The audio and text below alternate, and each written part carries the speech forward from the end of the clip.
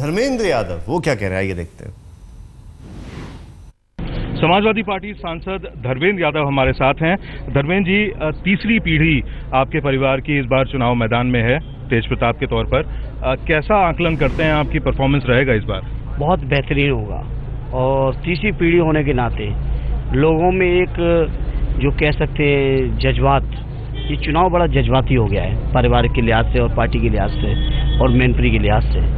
तो मुझे पूरा विश्वास है, भरोसा है कि लोग बहुत बेहतरीन सहयोग और आशीर्वाद देके तेज प्रताप को बहुत बड़े वोटों के साथ लोकसभा में भेजने का काम करेंगे। तो धर्मेंद्र जी, परिवारवाद का आरोप बार बार लगता रहा है। इस बार भी बात ये हुई कि थोड़ी अंतर्कलह थी उनको टिकट देने पर, क्योंकि बहुत से लोगों का ये कहना था कि हम भी समाजवादी पार्टी में काम कर रहे हैं, हमें टिकट क्यों नहीं, और मुलायम सिंह जी के नाती को क्यों? देखिए, आपको जिसने भी सूचना दी गलत थी। मैनपुरी जनपद के पूरे न केवल समाजवादी पार्टी के पदाधिकारी बल्कि आम जनमानस की मांग थी कि तेज प्रताप के रूप में यहाँ पे उम्मीदवार आए और सबकी भावनाओं का सम्मान करते हुए निराई फ्री तेज प्रताप को उतारा है। और जब उतारा है तो जिस तरह का जन समर्थन तेज प्रताप को पार्टी को मिला है वो आपके सामने है। और आप किसी भी बूथ पर चले जाइए रैंडम, मैं आपसे कहूँगा, आप महसूस करेंगे कि हर बूथ पर समाजवादी पार्टी के पक्ष में उत्साहजनक मतदान हो रहा है। जब बीएसपी इस बार चुनाव नहीं लड़ रही है, आप देखते हैं उससे कोई फायदा मिलते हुए समाजवादी पार्टी को बाकी विधानसभा सीटों पर भी? देखिए, वो नहीं लड़ रही है, उनका निर्णय है, लेकिन जहां तक सवाल मतदाताओं का है, निश्चित रूप से मतदाता समाजवादी पार्टी के पक्ष में लामबंद हुए हैं, इसमें कहने में किसी को संकोच नहीं। अच्छा, मुकाबला आप किससे मानते हैं? बीजेपी से मानते हैं यहाँ मैनपुरी सीट पर भी और बाकी 11 विधानसभा सीटों पर भी? देखिए, जहाँ तक मुकाबले का सवाल है तो जब दो ही पार्टियां लड़ रही हैं तो किसी और से मुकाबले की कोई चर्चा ही नहीं है। लेकिन मार्जिन इतना बड़ा होगा समाजवादी पार्टी के पक्ष में कि उस मुकाबले को कोई मुकाबला नहीं कह सकते। अच्छा, मुद्दा आप किसको बड़ा मानते हैं? क्योंकि पिछले काफी समय से जिस तरह के बयान आ रहे हैं बीजेपी नेताओं के, तो ऐसा लगता है कि एक सांप्रदायिक ध्रुवीकरण की भी कोशिश एक तरफ से हो रही है। इसमें कोई नफा नुकसान आप देखते हैं समाजवादी पार्टी का? नहीं, कोई नफा नुकसान नहीं होगा, फायदा ही समाजवादी पार्टी का। जहाँ तक सवाल है, समाजवादी पार्टी अपनी नीतियों कार्यक्रमों को बीच में लेकर जनता के बीच में है।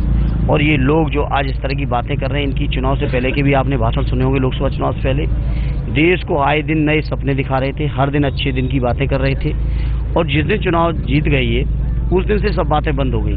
महंगाई पर चर्चा नहीं कर रहे हैं, अब काले धन पर भी नहीं कर रहे हैं, अब सीमा की सुरक्षा पर भी चर्चा नहीं कर रहे हैं, अब ये रोजगार पर भी चर्चा नहीं कर रहे हैं।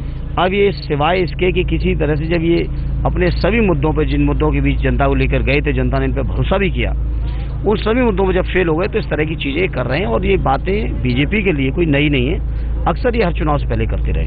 अच्छा, आपकी पार्टी के शीर्ष नेतृत्व को भी, आप परिवार के लोगों को, मुखिया मुलायम सिंह जी को भी टारगेट किया गया है, चाहे योगी आदित्यनाथ की बात हो, चाहे साध्वी प्राची की हो, उस पर क्या कहेंगे? देखिए, अरे नेताजी को ये लोग शुरू से टारगेट करते रहे, आज से नहीं, ये 90 से करते रहे। ये इनके लिए कोई नई बात नहीं है। और समाजवादी पार्टी के लोग अपनी नीति कार्यक्रम और सिद्धांतों की दम पर जनता के बीच रहे हैं, लड़ते रहे हैं और लड़ेंगे। अच्छा, आखिरी सवाल, आप मुद्दा किसको मानते हैं? बिजली, पानी का संकट, लॉ एंड ऑर्डर, कानून व्यवस्था की बात बार बार उठती रही है, आपको लगता है उसका नुकसान होगा विधानसभा सीटों पर? कोई नुकसान नहीं होगा। देश की जनता जानती है कि उत्तर प्रदेश से ज्यादा 22 राज्यों की बख्तर है कानून व्यवस्था, और जिसमें ज्यादातर बीजेपी शासित राज्य हैं। ये मैं नहीं कह रहा हूँ, ये भारत सरकार की गृह मंत्रालय का नेशनल क्राइम ब्यूरो रिपोर्ट है। तो इस तरह से जनता के बीच में गलत बातें करना, बदायूं के नाम पे 2 महीने देश के जनता को गुमराह करने का प्रयास हुआ, और यहाँ तक गुमराह किया गया कि यूएनओ तक ने आलोचना कर दी। और उसके बाद जो सच्चाई सामने आई, जिन 5 मुलजिमों की गिरफ्तारी को लेकर 1-1 मिनट का लैब आप कर रहे थे, उन 5 मुलजिमों को न केवल सीबीआई क्लीन चिट दी, बल्कि न्यायालय ने 5 को रिहा कर दिया। तो मैं समझता हूँ ये निश्चित रूप से मीडिया के लोगों, आप लोगों को जिम्मेदारी से चीज़ों को सामने लाना पड़ेगा देश की जनता के सामने। इस मामले में हमारी आपसे निवेदन है कि आप सच्चाई रखिए। उत्तर प्रदेश से बख्तर 23 राज्यों की स्थिति है कानून व्यवस्था की। तो ये थे धर्मेंद्र यादव तेज प्रताप की जीत को लेकर पूरी तरह से आश्वस्त, और दूसरी तरफ अखिलेश यादव को पूरी तरह से डिफेंड करते हुए, ये कहते हुए कि कानून व्यवस्था की स्थिति खराब नहीं है, बल्कि ऐसा प्रचारित प्रसारित किया जा रहा है। कैमरामैन सलीम के साथ आमिर हक, सैफई, आज तक।